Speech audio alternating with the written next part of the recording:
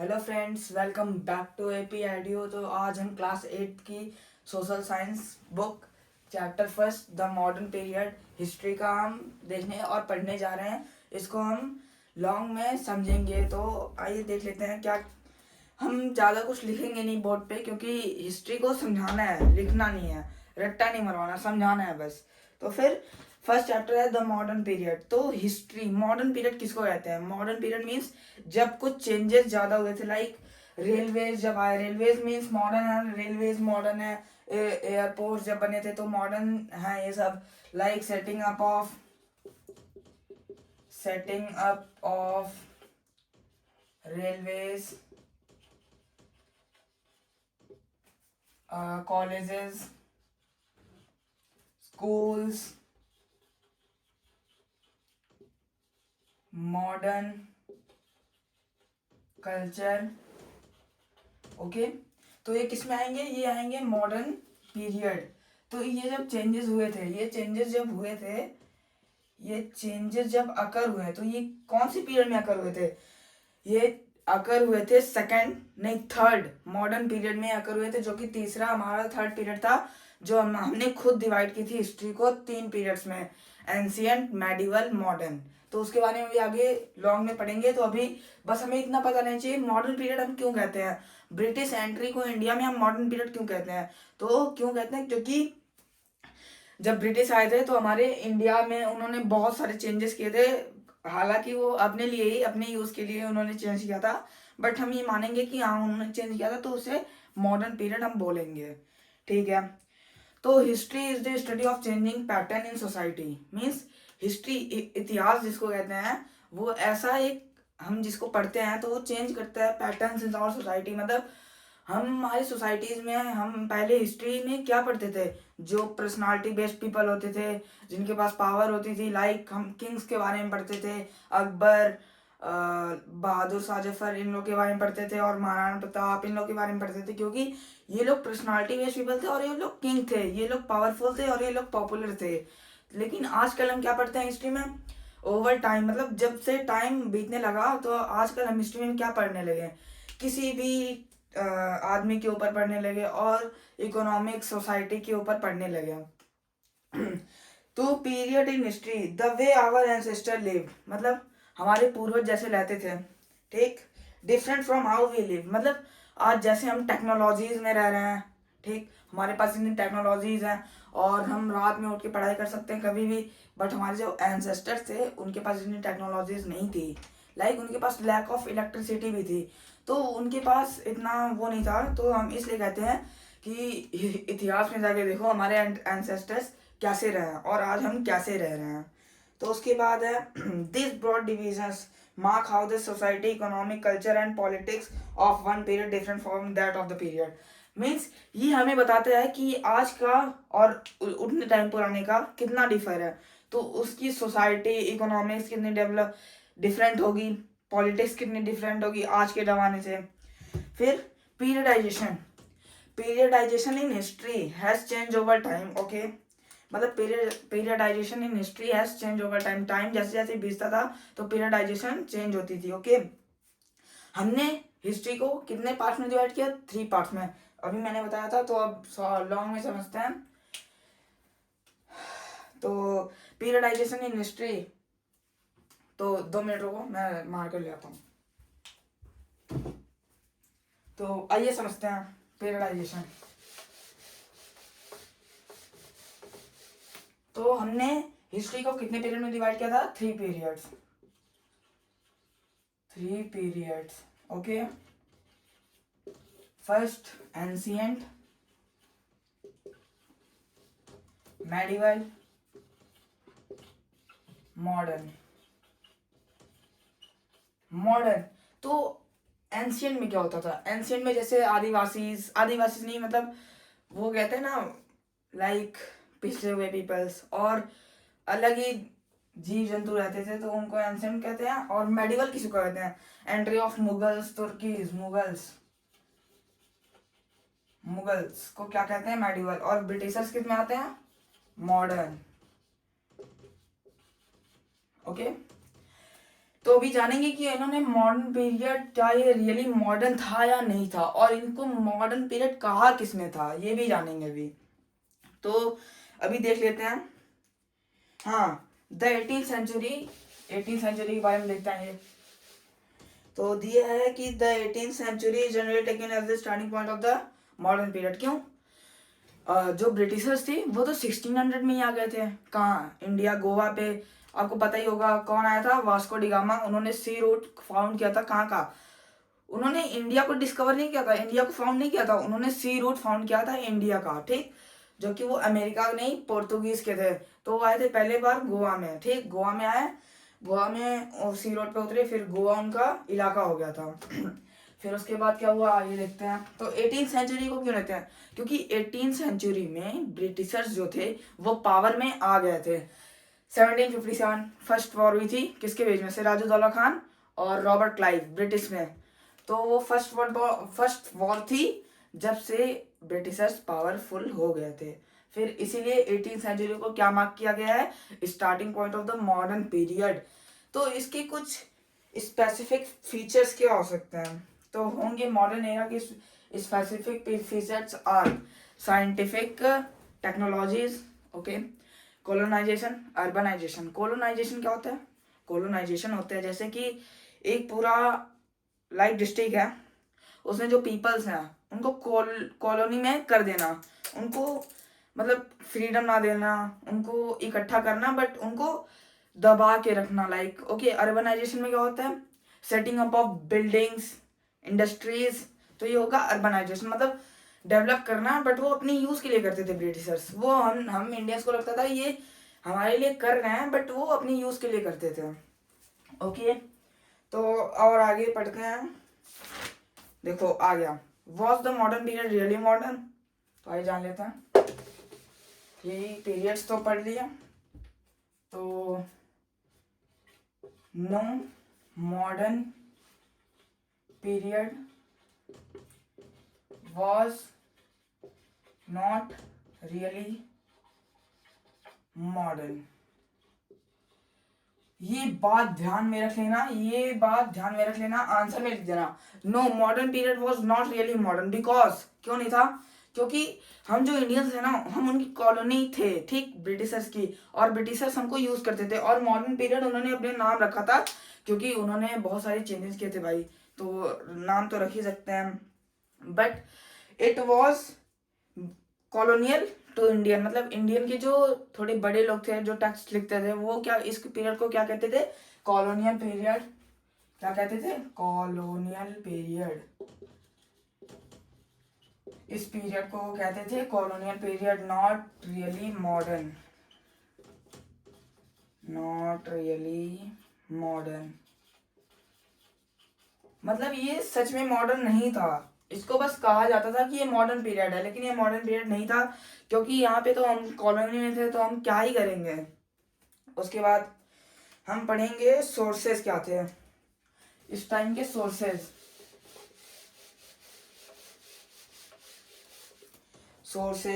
मतलब ब्रिटिशर्स हैं, तो उन्हें अपनी जैसे इंडस्ट्री चलाने के लिए या फिर फैक्ट्री चलाने के लिए, अपना बिजनेस यहाँ पे इंडिया में करने के लिए, तो उन्हें में तो कुछ मेंटेन करना चाहिए, सर्वेज, लाइक इंडिजिनस रिकॉर्ड्स और लिटरेसी रेट, ओके। तो आइए देखते हैं सोर्सेज में क्या है। सोर्सेज में basically the period under study, the period under study has an abroad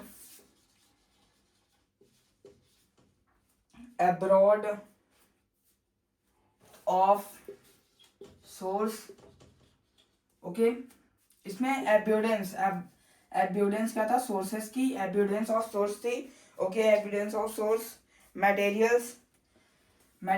और इसमें कौन सा सोर्स था? एक पहला सोर्स कौन सा था?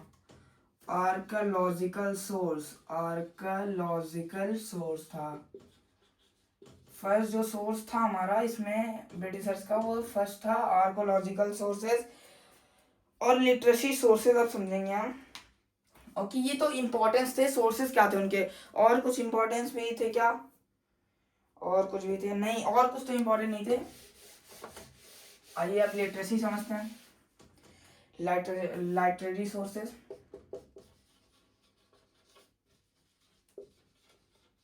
लाइटरेरी सोर्स, ठीक है, ये हमें बहुत से चैप्टर में पढ़ने को मिलेगा कि लिटरेसी क्या होती है, लाइटरेरी क्या होती है, आर्कियोलॉजिकल सोर्सेज। तो ये अभी हम बस थोड़ा समझेंगे। Means the literary sources for the period are many and varied, मतलब लिटरेरी सोर्सेज जो थे वो बहुत सारे थे और ये डिफर करते थे एक दूसरे से, ठीक।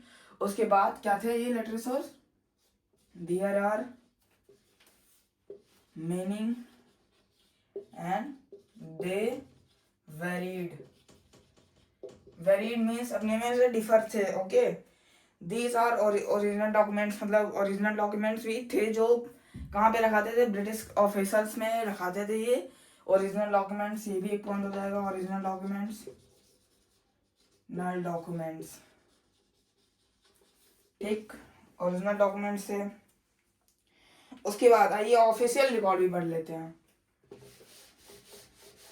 अब दूसरा कौन सा रिकॉर्ड होगा, ऑफिशियल रिकॉर्ड, मतलब उनकी ऑफिशियल्स जो खुद का वो अपना बना के एक रखते थे कि हमें अभी इसको वहां ट्रांसफर करना पड़ेगा, और हम नीचे पूरा सोर्स चेक कर रहे हैं कि वर्क अच्छे से हो रहा है या फिर नहीं हो रहा, तो उसके लिए ऑफिशियल रिकॉर्ड्स थे।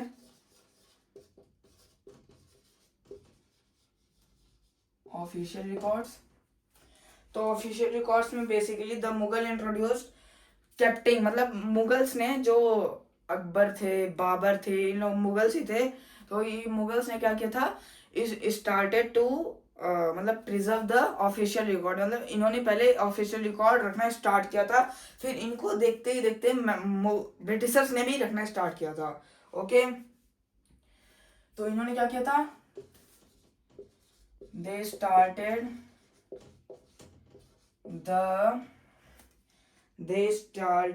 the culture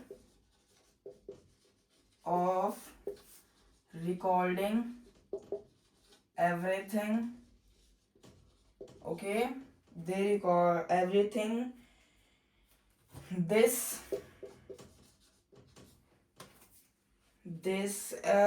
was further मतलब आगे चलते चलते, मतलब मैंने ये बताया ना कि अभी ये मुगल्स ने इंट्रोड्यूस किया था ऑफिशियल रिकॉर्ड को, मतलब उसकी पॉलिसीज जो थी वो मुगल्स ने इंट्रोड्यूस किया था, बट जो ब्रिटिशर्स थे वो उसको फॉलो करने लगे, फर्दर आगे इसको फॉलो करने लगे थे। तो अगला क्या है,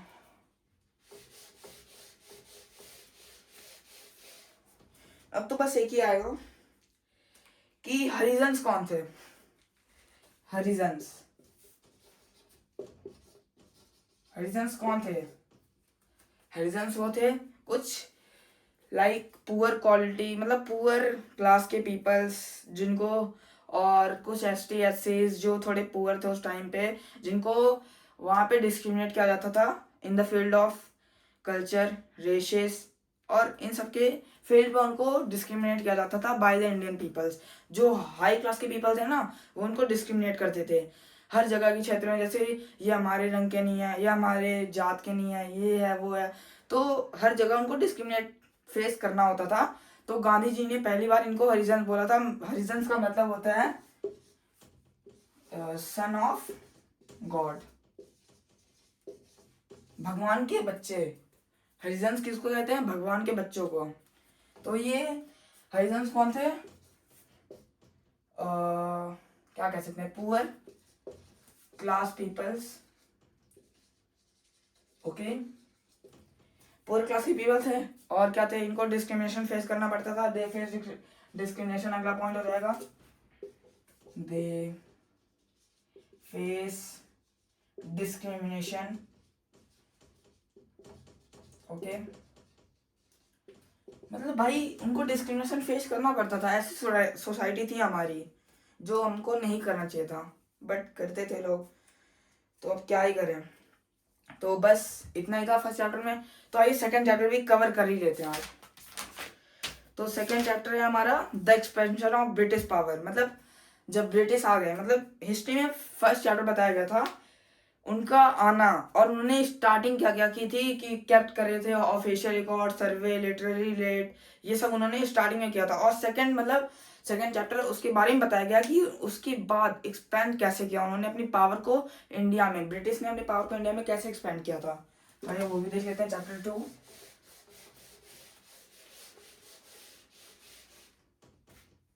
चैप्टर 2 इसका थोड़ा पार्ट हो जाएगा और अगले पार्ट थोड़े हम वन शॉट में करा देंगे क्योंकि ये बड़ा चैप्टर है।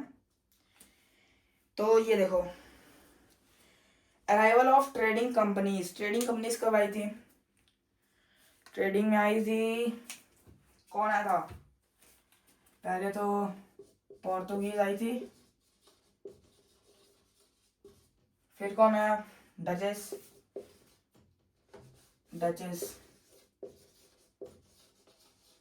ओके, फिर फ्रेंच, फिर ब्रिटिश। बस मैं इनमें यही बताने वाला हूँ कि सबसे पावरफुल कौन था। ये तो आए थे भाई 1600, 16 नहीं 1400 सॉरी 1400। ये कौन थे? वास्को डी गामा, आपने नाम सुना होगा। सब कहते हैं इन्होंने इंडिया की खोज की थी, लेकिन ये गलत है। इन्होंने इंडिया की खोज नहीं की थी, इन्होंने इंडिया के सी रोड की खोज की थी। सी रोड की, किसकी? सी रूट की खोज की थी, मतलब रास्ता जिधर से हम इंडिया आ सकते हैं बाहर की कंट्री से। और फिर ये कब आए थे? फ्रेंच आए थे 1630 में। उसके बाद ब्रिटिशर्स कब आए थे? ब्रिटिशर्स आए थे 1600 में। आपने वाली कहानी सुनी होगी, जहांगीर से ब्रिटिशर्स गए थे परमिशन लेने की हम यहाँ पे ट्रेड करना चाहते हैं। तो जहांगीर ने वहाँ पे गलती की थी इनको यहाँ पे रख के। फिर उन्होंने क्या किया था स्टार्टिंग, बस मैं वही बता देता हूँ। देखो, जब ब्रिटिशर्स यहाँ पे आए तो हम मुगल्स जो थे, मुगल्स उधर तो वो भी पावरफुल थे। वो अगर चाहते तो ब्रिटिशर्स को यहाँ से भगा सकते थे, बट उन्होंने उनको लाइक परमिशन दे दी कि आप यहाँ ट्रेड कर सकते हो freely without any paying tax. तो फिर उसके बाद क्या हुआ कि ब्रिटिशर्स खुद पावर में आके मुगल से टैक्स लेते थे, रिवेन्यू लेते थे। भले उस सालों तक इन्होंने मुगल्स को ही लीडर बनाया था, बट वो पपेट लीडर से। लाइक आपने सुना होगा बंगाल में हुआ था फर्स्ट बैटल ऑफ प्लासी 1757 में, सिराजुद्दौला खान के बीच में और रॉबर्ट क्लाइव के बीच में। सिराजुद्दौला खान तो अच्छा लीडर था, उसको तो हरा दिया उसके चीफ कमांडर मीर जाफर ने।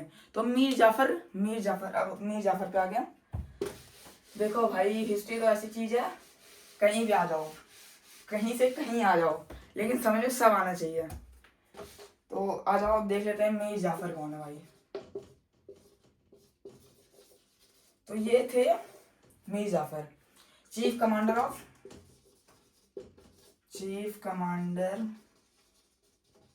ऑफ सिराजुद्दौला खान। ठीक, तो क्या हुआ जब ब्रिटिशर्स ने, जब मैंने अभी बताया ना कि जब वो पावरफुल में आ गए थे तो उन्होंने मुगल्स को ही बोला कि तुम हमारे अंडर काम करो, तुम हमारे पपेट हो। तो फिर उन्होंने क्या किया था? फोर्टिफिकेशन स्टार्ट की थी। ब्रिटिशर्स ने क्या स्टार्ट किया? ब्रिटिशर्स अपनी ऑफिसेज होती थी ना उनकी, जैसे फैक्ट्रीज होती थी, तो उसके बाहर फोर्टिफिकेशन स्टार्ट किया, अपना महल बनाने स्टार्ट किया। तो उसको कहते हैं फोर्टिफिकेशन स्टार्ट किया था। फोर्टिफिकेशन स्टार्ट किया, जो कि बंगाल के प्लासी में एक लीडर थे सिराजुद्दौला खान जी। उनको बात अच्छी नहीं लगी ये सिराजुद्दौला, इनको ये बात बहुत ही बुरी लगी। तो ये लड़ाई करने किससे पहुंचे थे? ये पहुंच गया रॉबर्ट क्लाइव के पास, पहुंच गया। फिर रॉबर्ट क्लाइव कहाँ आए थे? वो प्लासी में आए। प्लासी में उन्होंने देखा कि उनकी ऑफिसेस को क्लोज कर दी गई है, सील कर दिया गया, उनके जितने भी वर्क्स थे उनको डिस्ट्रॉय कर दिया गया था। फिर उसके बाद क्या हुआ? ये रॉबर्ट क्लाइव जाते हैं मीर जाफर के पास, उनसे बोलते हैं कि अगर तुमने हमारा इस वॉर में साथ दिया, अगर हम जीत गया तो तुमको यहाँ का क्या बना देंगे? नवाब बना देंगे। ठीक, क्या बना देंगे? नवाब। तो इसकी लालच में इन्होंने अपनी आर्मीज को मना कर दिया, आर्मीज को इन्होंने वॉर में नहीं भेजा, जिसके कारण ये भैया इनका खत्म हो गया गेम। ठीक, सिराजुद्दौला हार गया वॉर। अब आगे बताता हूँ, अभी तो और कहानी है, बने रहिए। फिर ये हार गए, तो मीर जाफर क्या हो गया, मीर जाफर यहाँ के वो हो गया नवाब हो गया, ठीक। फिर उसके बाद क्या होता है, मीर जाफर क्या थे, पपेट थे ब्रिटिशर्स के, पपेट थे ब्रिटिशर्स के, ब्रिटिशर्स के पपेट थे। फिर इनको ये बात अच्छी नहीं लगी कि मैं पावर में हूँ लेकिन मैं ब्रिटिशर्स की बात क्यों सुन रहा हूँ, मुझे अपना करना चाहिए। फिर उन्होंने ब्रिटिशर्स को सुनना बंद कर दिया। फिर ब्रिटिशर्स ने क्या किया, इनको हटा के इनकी जो जमीन नवाब राइट्स थी उसको हटा दिया। फिर नवाब किसको बनाया, नवाब यहाँ बना दिया इन्होंने मीर कासिम। देखो अब दूसरा आ गया नवाब मीर कासिम, मतलब जब ये हमारे साथ नहीं दे रहा तो इसको हटाओ, मीर कासिम को लाओ। तो अब मीर कासिम बुलाते हैं, तो मीर कासिम आ गए, मीर कासिम बन गया नवाब, मीर कासिम नवाब बन गया बंगाल के।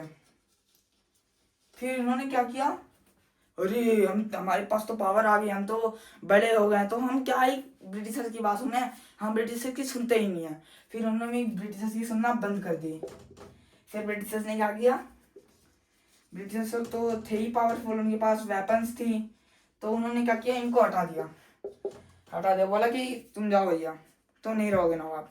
फिर उन्होंने क्या कर दिया, फिर वो गए बंगाल के एक छोटे से छोटे एक एरिया थी, वहां से नवाब को, किसको गेस करो, नवाब कौन से नवाब को, मीर जाफर को उठाकर लाए, मीर जाफर को लाए वहां से। फिर इसको नवाब बना दिया, फिर न्यू नवाब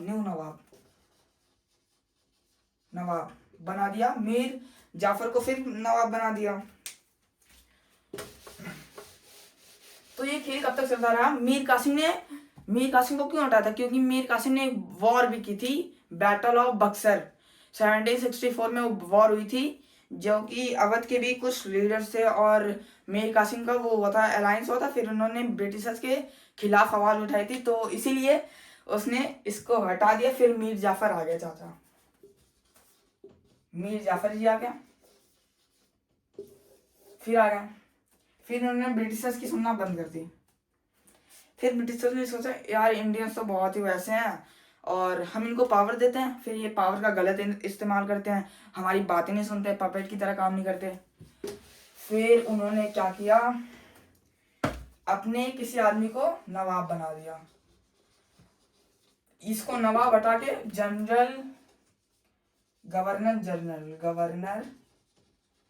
जनरल बना दिया।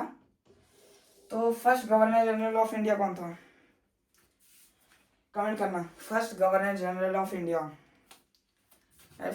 Lord Warren Hastings. फर्स्ट कौन था, वेरन हेस्टिंग्स।